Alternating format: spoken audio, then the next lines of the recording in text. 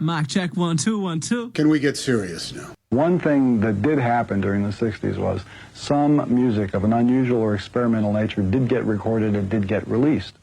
Now look at who the executives were in those companies at those times. Not hip young guys. These were cigar-chomping old guys who looked at the product that came and said, I don't know.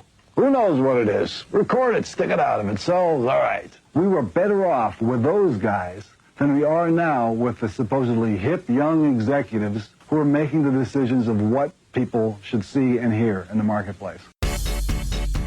Success in the music business begins with a dream, a vision. This podcast will give you, the listener, the insight and tools to turn that vision into a reality. Meet the industry professionals who work day by day behind the scenes, helping to make those dreams come true. Welcome to the business side of music. This is Bob Bender. You're listening to this edition of The Business Side of Music. In the studio with us today, two gentlemen who are the originators, the founders, the guys who dreamed this up, I guess, a few years ago. Hoedown on the Harpeth, a music festival that is in its third season, correct? That's correct, yes, sir. And so in with the studio, we have Robert Dunn and we have Tim Matthews. Gentlemen, welcome to the show. Thank you, Bob. Thank you very much. Thanks for having us. Glad you guys are here. One of the things that I like, and I'm glad you shared this with me before we started recording, is I'm an old analog guy. I say this. I'm an analog guy in a digital world.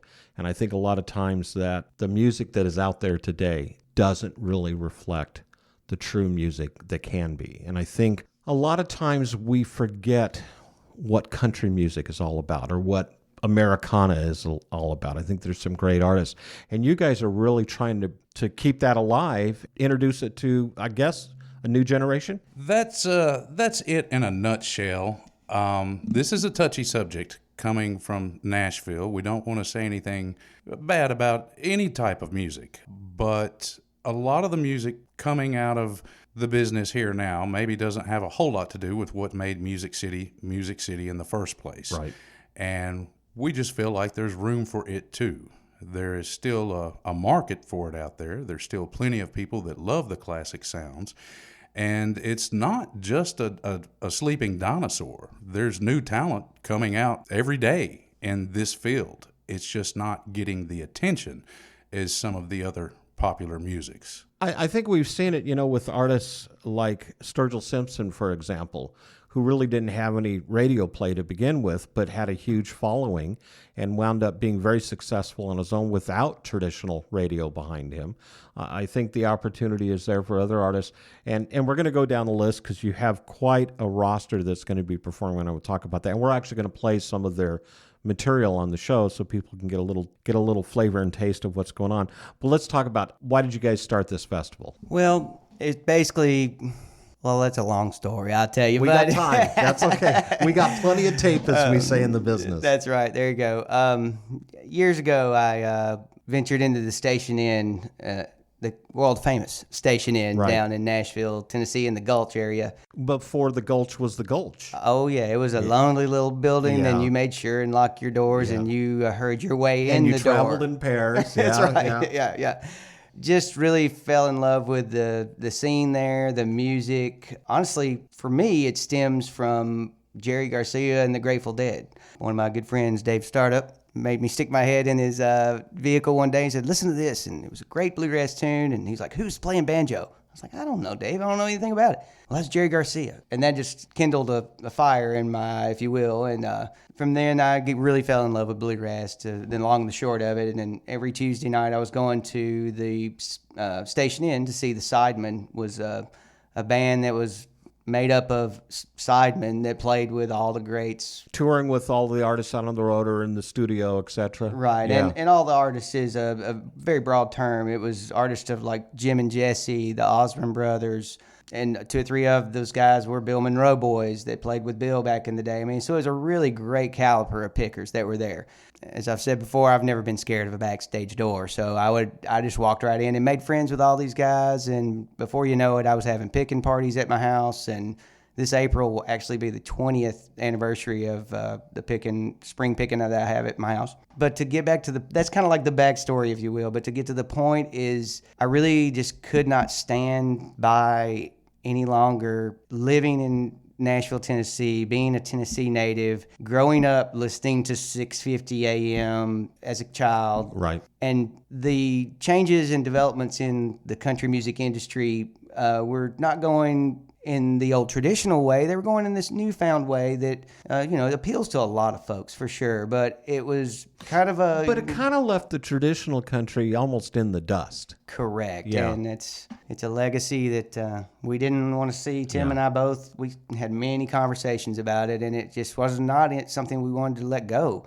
And we wanted to make sure that we provided a platform for an audience to come and really experience what the old way was like. And the beginnings, the first 50 years of country music is a wide genre within country music, if you will. It's, old square dance string music, it's bluegrass, it's western swing, it's honky tonk music, It was the outlaw Friday night country. It was the Friday night or the Saturday night Grange Hall dance. That's what it was. Yeah. That same kind of feel has got a lot to do with my inspirations in all of this. I think there's a lot of us that have grown frustrated that when you go downtown now, and you may have Ernest Tubb or Hank Williams or Patsy Cline or Cordell Kemp on your mind, but if you want to hear that sort of music live, it's kind of a shame that you have to drive 300 miles out of Nashville to hear it. Yeah. This is Music City, so we're trying to give it a shot in the arm in that regard, and hopefully the effect will be, people wondering why Nashville didn't do this sooner. I think it's a good idea that this festival has come along. I think, honestly, it's come along at a really good time. One of the things that I'm seeing more and more, and I hate to overuse this word, but we talk a lot about Americana music because Americana artists are really what other genres, other formats won't let them be inclusive of. So they had to kind of create this own subculture, for lack of a better term.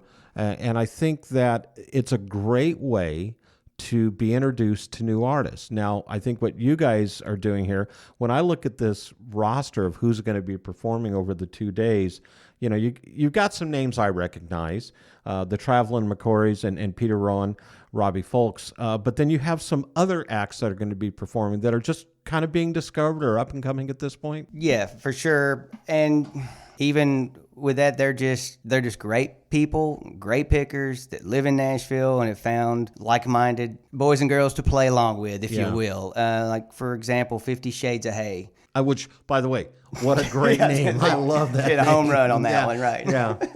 But you would, just by the name you would know, but I am telling you, they are one of the finest Western swing bands in this town. See, I wouldn't even think about that. What a genre of music that I think is amazing. And I think, Ray Watson, Asleep at the Wheel, did a great job back in the day. But yeah, it's missing from most people's musical library. And no, Bob, you mentioned Americana, which I'm fond of as well. There's a lot of good music that's coming through the Americana stage, if you will. But what is Americana? Exactly.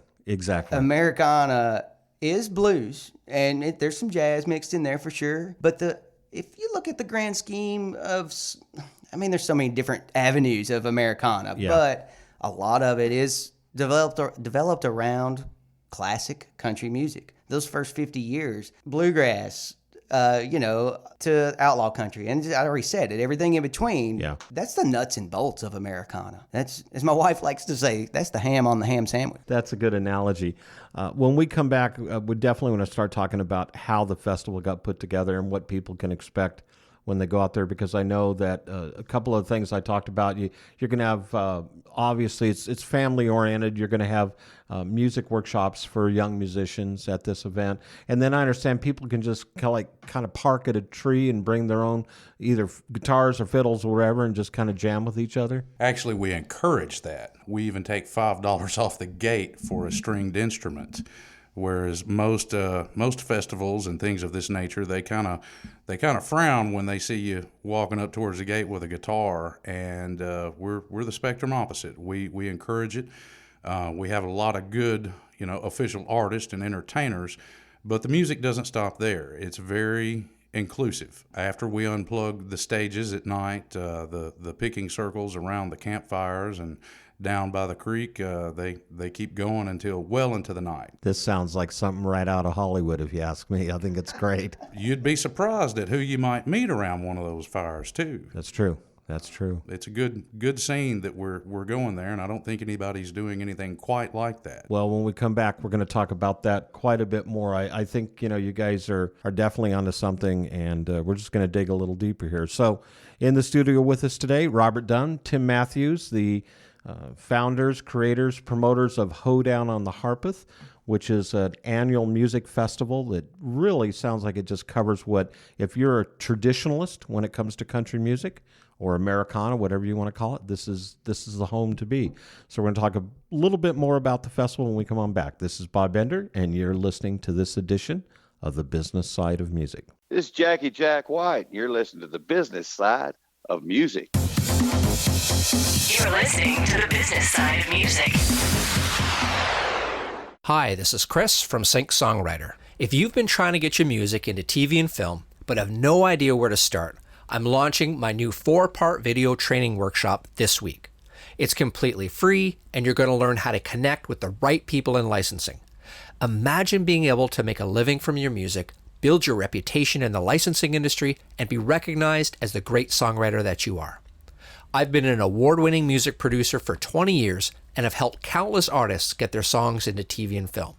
People who have taken my training have gotten their music onto networks such as Netflix, CBS, Bravo. They've scored full-length movies and gotten music into Hollywood movie trailers.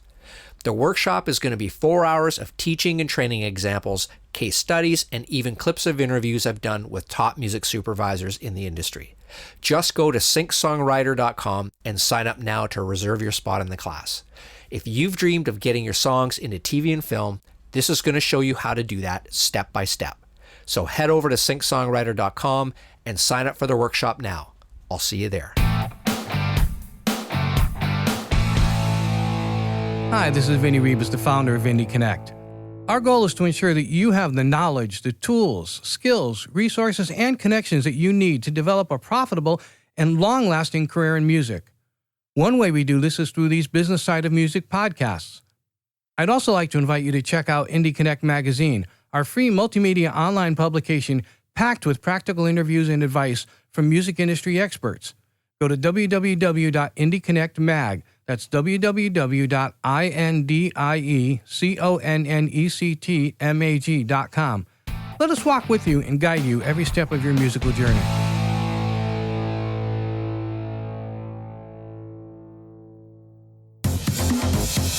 You're listening to The Business Side of Music. This is Bob Bender. You're listening to this edition of The Business Side of Music. In the studio with us today, Tim Matthews, Robert Dunn, the founders and promoters of Hoedown on the Harpeth. We'll definitely share information on where you can find out more about this. I think it's important that people understand that this, although you could call it a music festival, it actually seems to be a lot more. I mean, it's a pickin parlor of sorts. It's, a fiddle jam, whatever you want to say. There's a lot of elements going on here. So Kingston Springs, it's not far out of Nashville, 15, 20 miles maybe. It's a great location. What can people expect? Well, first of all, how big of property is this sitting on? Well, it's on a farm that is about, roughly 7 to 10 acres. So you mean we're not Yeah. doing this in an amphitheater or in a shed? It's on an actual farm. Yeah, we basically show up Monday the 8th with trucks and trailers and tools in hand, and we have a blank pallet of a field. And we go to town and start constructing, and it takes a small village of volunteers and help, and paid and not unpaid, to come out there and just go for it. And, being our third year, we've kind of got the lay of the land of how things go, main stage placement, vendor row. Is this the same location you've had the 2 previous years? Correct. Yeah. We're hoping to stay there for a long time. It is a beautiful little piece of property. Turnbull Creek comes right through the middle of the property, and it does a 90-degree turn right behind the main stage. So there's this huge, probably 200 feet tall bluff back there, and so it's picturesque. It's great. My gosh, and this same property, the Turnbull dumps into the Harpeth. And hence Hoedown on the Harpeth. It is in the Harpeth Valley, so it's the name it fits. It's a great little Yeah, historic side of. rolls off the tongue rather nice. Yeah, we went through the rounds on the names. There was 2.5, 3 years ago before we got the first one up and going. What were some of the names you were thinking about at the time? Do you remember? Oh my gosh, do you? I submitted at the time we asked everybody to write down everything you can think of on scratch paper, and we'll go from there. And I put out a piece of notebook paper. There was about 50 of them on there.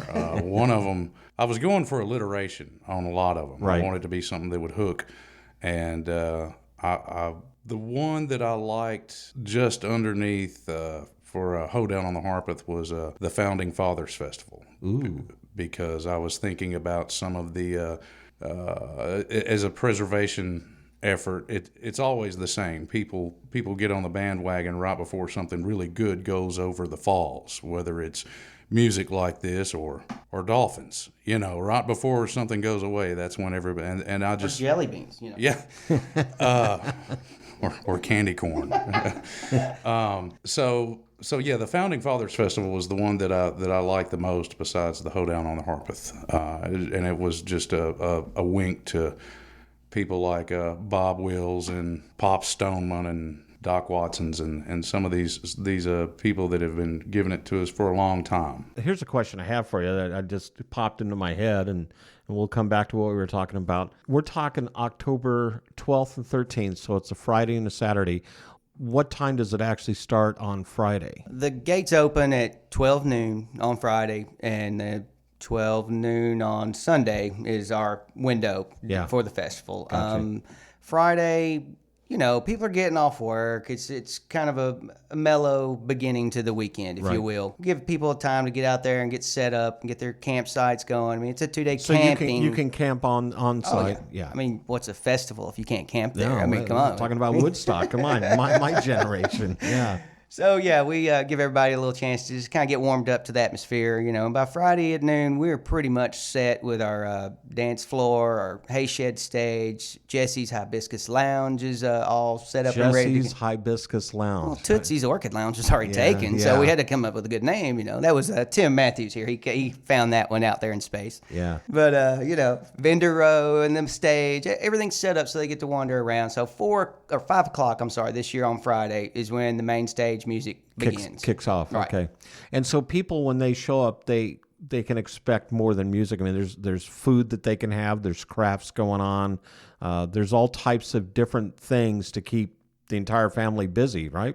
Correct. Yeah, we have a awesome lady, Miss Gwen, that takes care of the kids zone. So, I mean, bring your kids along. It's family-friendly fun, basically. So we've got a kids zone. We've got the lounge there that we talked about. That's where you can get some drinks, if you will. There's dancing. We have nightly square dances, Friday and Saturday night, to close out the evening. Now, what if you don't know how to square dance? You can still just be a part of it and watch. There's a caller on stage so he'll direct you, and there's enough people around that you can all follow lead. That sounds like fun in itself. Yeah, it's a blast. There's the pictures from that, just smiles galore. It's awesome. Yeah. So. And all kinds of age groups, attend this? Oh, yeah. That was that was one of the remarkable things that impressed on me after the first year is when we said we're doing this, and a lot of people didn't believe us. A lot of people, including a lot of the people that were allegedly going to help us the first year, until they figured out we were. Month out, I was like, "Are we really doing that?" Yeah. But a lot of folks said, you're going to be, performing for mostly the elderly, with this sort of music that you're going after. That's a good question. Absolutely. And that's not the case. There are so many young people. It's just a good cross section. There's elderly out there. There's people that come out there, recognize some of the signs that we have hanging up, and people, some of these founding fathers, But there's also an entire younger generation that we weren't expecting that's just as into this, that appreciates it just as much, and brings their whole family with them to camp out. And that's one of the reasons we did the Kids Zone. When Robert and I hit a certain age, we've both always entertained, and we noticed that around 30 something, that's when people stop showing up at your bigger parties. and it's because they start having kids and Right. mortgages and things like that. And so And soccer practice and cheerleading and whatever else. Yeah. we did not want anyone to not come to this festival because they would think, well, I can't go, I have children. No, it's not like that. We've got you covered. So bring it on out. Yeah. Bring the kids. How did you guys come about picking the acts? Because this, once again, this is a pretty big roster. How many acts total are on the bill?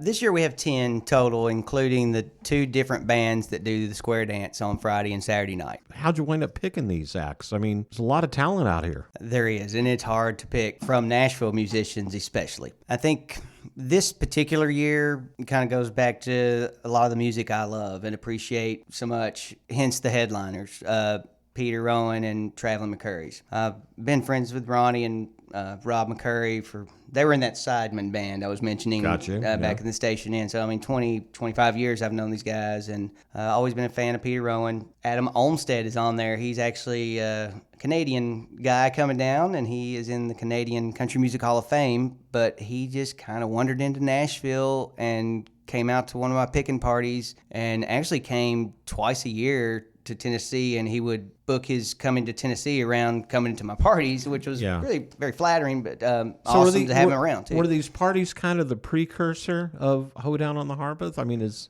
yeah, I'll but have to say yes. I mean, for sure, that's at my house on my property, and it's just basically a large email list of friends that I've acquired for 20 years, and musicians mostly, but a lot of friends, and just it's kind of an invite only, but it's at my house. It's very similar to the Hoedown. We'll have 2 or 3 picking circles in a one-night party, but so we're carrying that on through to the Hoedown. It's such an awesome time just to have a picking party, if you will, in air quotes, because it just gives musicians, they may have never known each other, never spoke a word to each other, but they can come up with a guitar, fiddle, and mandolin and make a great song. I was just talking, I met some people from Canada today and was actually talking about just that, about how a lot of these musicians down on Lower Broadway here in Nashville don't even know each other, but, they've got to play on this stage for 4 hours, and they get together, and it's just that musicianship that it's a bunch of great players. So you're definitely right.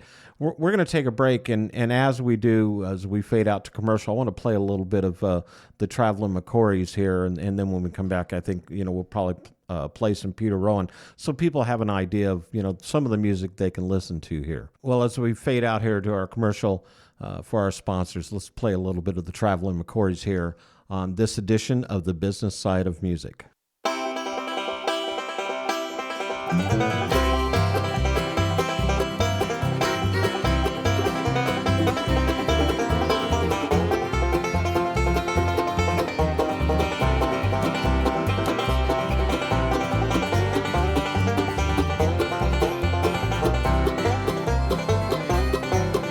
I've been here a month or more, stuck in this old city.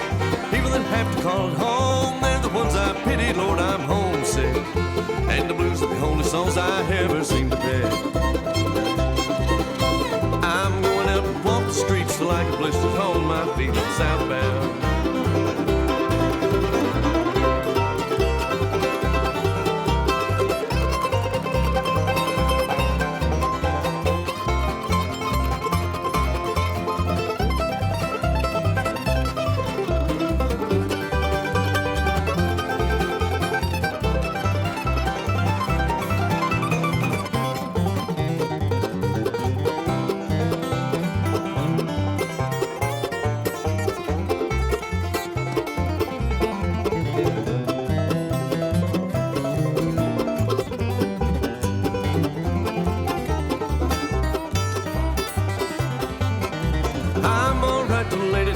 Sitting by my window, I count sheep, but I can't sleep from listening to the train blow. Lord, I begin to pine when I hear the great big engine roll down the line. I'm going back and spend some time where I can have fun, and I ain't got a dime. I'm southbound.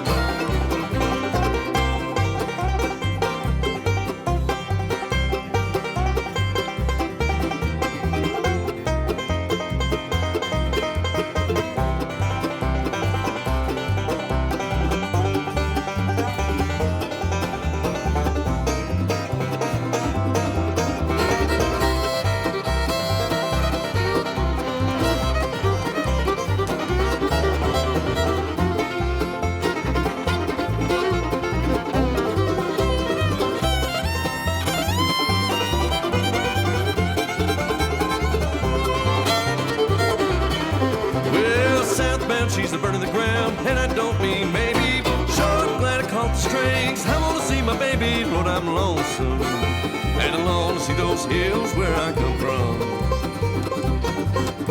Listen to the engine rattle and roar, taking me back home once more. I'm southbound. Listen to the engine rattle and roar, taking me back home once more. I'm southbound.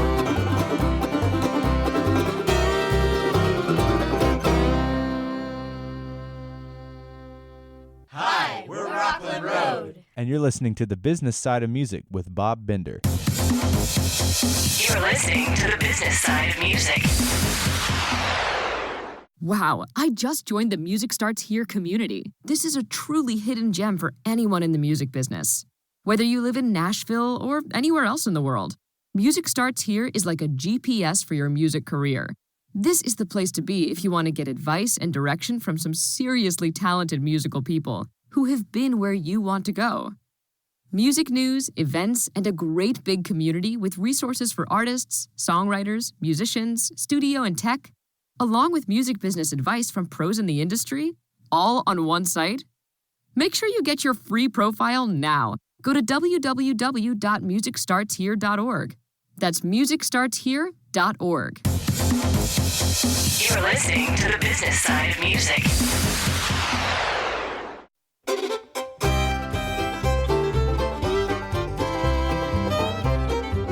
That's all she wrote. My baby said goodbye. That's all she wrote. She didn't tell me why. I held my tears. I didn't even cry. Lipstick on my pillow and a ransom note. Bye bye, baby. That's all she wrote. That's all she wrote. That's all she wrote. That's all she wrote. All she wrote. Lipstick on my pillow and a ransom note. Bye bye, baby. That's all she wrote.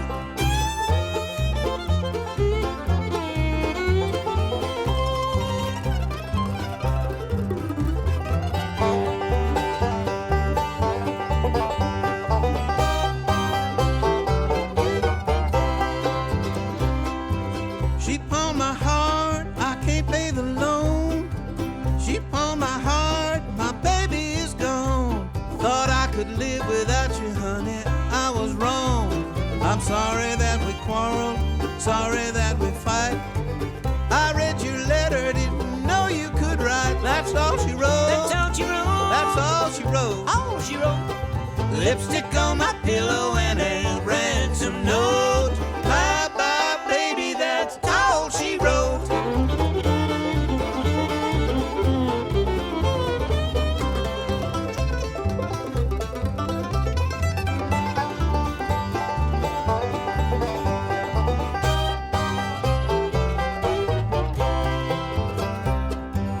Up all night, I'm walking the floor.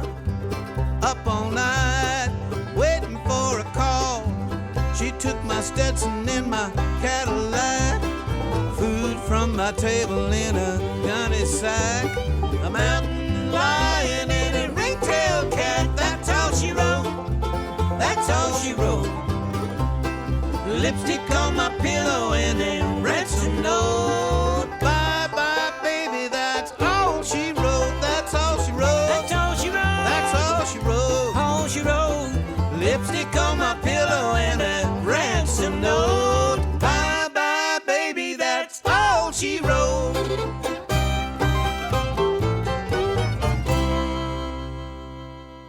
This is Bob Bender. You're listening to this edition of the Business Side of Music. We've been hearing some music from Peter Rowan as we come back into this segment of our show, talking with regards to Hoedown on the Harpeth. I think it's, to me, I love it when things like this happen. I think anybody that can put something together like this is so vitally important. In the studio, we have Tim Matthews, we have Robert Dunn, who are putting on Hoedown on the Harpeth October 12th and 13th in Kingston Springs, Tennessee, with such artists as Peter Rowan, Traveling McCoys. We've heard some of their music. As you said, we're going to listen to a little bit of Robbie Folks before we close out this show. But there's just a lot of great acts. You got Ray Welsh and the Grass Kickers, The Farmer and Adele, to me, just a great name in itself. I want to come out just to see that. You got the Cowpokes, and as we talked about earlier, 50 Shades of Hay, Adam Olmsted, Shad Cobb, and Jenny Obert and friends. So it's a good lineup. I think I've probably missed a couple there too, but they can go to your website and see who's going to be performing, and your website tells them when? Correct, yes. The website has www.hoedownontheharpeth.com, has all the information. There's some real quick, easy tabs at the top. Tickets, it takes you right to the ticket sales. There's a tab called Festi Info, and that just kind of goes through some of the backstory. It has a lot of informative, Q&A there. It just, gives you the whole layout pretty much of what you're about to walk into, and that is a weekend of fun. So if you don't like fun, don't worry about it. Don't worry. Yeah, don't even show up. But then you also said, I was looking at your press release, you have accommodations for RV campers, tent campers, late night pickers, and quiet family areas. Here's something that I really like: informal shade tree pickers. We talked about that. And then you're going to have a fiddle competition, right? Correct, yeah. Sorry. Jenny Obert has come in and really just taken control of that. It's her brainchild, and she has done a great job on putting the fiddle contest together. She's acquired the judges. She's secured all the ribbons and all the things for the winners and all that. Just done a great job with it. So let's talk a little bit for a minute, the fiddle competition. Mm-hmm. How does that work? It's really easy. There are 4 or 5 divisions. I believe there are 5. And it goes from tadpole to an open is the last one. Senior is right before open. There's age groups. All that information is laid out clear on the website. Gotcha. Like I said, that's her brainchild, right. And she has put it all together. But it's basically, there's no admission to... And this is the second year you're doing this, right? That's right. Second annual fiddle contest. There's no entry fee. You just have to pay the admission to the festival. That's a little different than other fiddle and instrument competitions. You usually have to pay a registration fee, if you will. Right. Well, here we want to have you out. We want to let you see what it's about, and you just pay the festival price, the ticket price, and you're there for the contest if that's what you choose. Sure. Saturday afternoon, pretty much a good bit, 4 or 5 hours, 6 of Saturday, we're going to have a workshop tent that is really close to the hay shed barn. The hay shed barn is where the fiddle contest is. So a workshop Saturday afternoon. And then there's also a workshop tent, right. Okay. And that's Saturday afternoon. Peter Rowan and Chris Henry are doing a brothers duet workshop. Farmer and Adele, you mentioned, are doing a beginning Western swing workshop. Lester Sears is doing a flat picking workshop, guitar flat picking. And Gretchen Priest May, which is the owner of the Fiddle and Pick in Pegram, Tennessee. It's a musical heritage center. She is putting on a slow jam session in the workshop. So, I mean, you might know a few tunes and you don't really play them up to speed. Well, Gretchen's going to help you walk right through that stuff and get you up to par on your instrument. So if I bring my banjo, I could probably fit in somewhere? Somewhere. No, of course you can fit in, yeah. The festival's going to be more fun than a barrel of banjos. I mean, come on. It's going to be great. I'm looking forward to it. As we finish out here, and we are going to play some Robbie Folks music, but I want to say you got a great quote that I found. It says, "As the sons and daughters of Nashville, we are the guardians and stewards of a sacred musical legacy." I don't know how you thought that up, but I couldn't agree more. Was that yours? That was one of mine. Well, good. Gentlemen, once again, they can find you at hoedownontheharpeth.com, correct? All the information. Is there ticket prices? What are the ticket prices? The ticket prices have graduated from when we announced back in April. So I believe at this point they're still $45 for the 2-day pass, or $25 or $30 for a day pass. Right. But all that can be found on the website? All of it can be. Yeah. I know that there's a $5 increase at the gate for sure. And they can purchase them at the gate? As well as online prior to the festival, yes. And there's a good handful of discounts because we have a lot of people that we respect in this world, and that is the veterans. They'll get a $5 discount. Any friends of the police officers or firemen, there's that opportunity for those guys, as well as if you bring an instrument, a stringed instrument, not a tuba, doesn't really count, guys. Count, right. Sorry, yeah. So I'll be able to slide in with my banjo. Yeah. Just make sure I got the strings on it. Exactly, okay. yeah. Good. I'm bringing my tuba now. Oh, no. Well, gentlemen, thank you for being on the show. Appreciate it. Once again, Hoedown on the Harpeth. We're talking October 12th and 13th in Kingston Springs at the Hayshed Farms. I wanted to make sure I got that right. It's about 20 miles west of Nashville. Definitely check it out. Gentlemen, thank you. Thank you very much. My first love was a plain-dressed girl. Never gave her much, but a worried mind. But from my first breath, Mama was the rock of my world. You can't go back, but you can't quit trying. No, no, no. My next love, freckles and curls, just shy 16, and she loved me blind. Why couldn't I see what I held in my hand? You can't go back, but you can't quit trying. There's an old pole bridge back in the woods of Wade County, where me and my brother sat fishing while the sun went down. Now the trail is overgrown, where we chase each other back home. Lord, I can't tell where I've been from where I'm bound.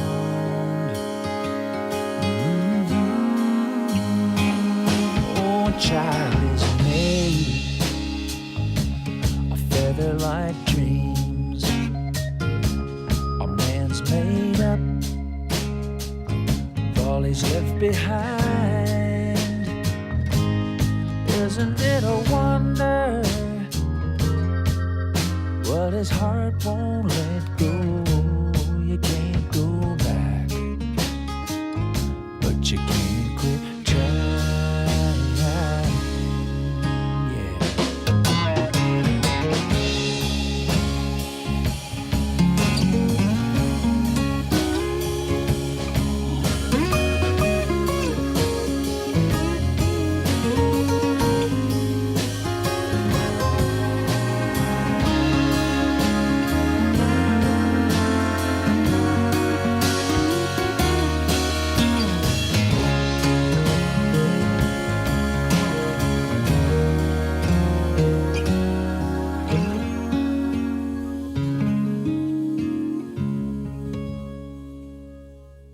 As a listener, you know that the Business Side of Music podcast is free.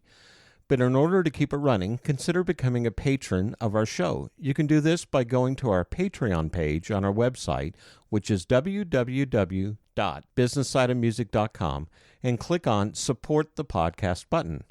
When you become a patron of our podcast, you'll have access to material that you won't be hearing on our regular shows, insight from industry leaders that is designed for our patron members, and have the ability to purchase the Business Side of Music merchandise that you can find on our website at a discount. The Business Side of Music is the creation of Tom Sabella and Tracy Snow and is produced by Bob Bender. Co-producer for the show is Vinny Rivas. The Business Side of Music is recorded at Music Dog Studios in Los Angeles, California and Nashville, Tennessee. Production sound design by Keith Stark. Voiceover and promo by Lisa Fuson.